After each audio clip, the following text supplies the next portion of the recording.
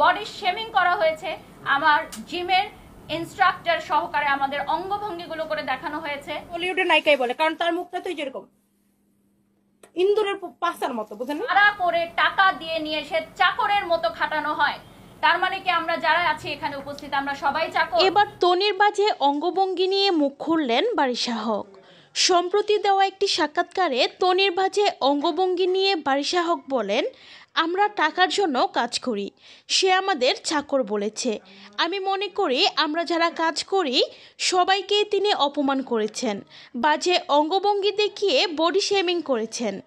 কার সাথে তুই ফুটানি করছ? হ্যাঁ, তোমার টাকা দিয়ে বেটারা কাপড় পরায়, হ্যাঁ, চাপাবাজি করতে জায়গা মারো না, হ্যাঁ, ব্র্যান্ডের থেকে চায়া চায়া না কাপড় পরো, ফকিন্নি কাপড় কিনা পড়তে পারো না, আবার ফুটানি করো। হ্যাঁ, জানা যায় রুবায়েত ফাতেমা তনির এমন বাজে ব্যবহারে ক্ষিপ্ত হয়েছেন অনেকেই। তাই তো একজন লিখেছেন, ভদ্রতা একটি পারিবারিক শিক্ষা, যেটা তিনি শিখতে পারেনি। সোশ্যাল প্ল্যাটফর্মে এত নোংরামি করার জন্য তনিকে বয়কট করছি।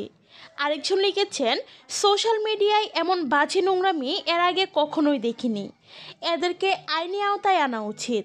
এরকম বেলুনের মতো ফুললে থাক, ওজন কমতেছে, আবার ওজন কমতেছে। সো ভিউয়ার্স, বারিশা হক এবং তনির এমন বাজে কর্মকাণ্ড নিয়ে আপনাদের কি মতামত তা জানিয়ে ফেলুন ভিডিওর নিচের কমেন্ট বক্সে। আর ভিডিওটি ভালো লাগলে অবশ্যই একটি লাইক করবেন।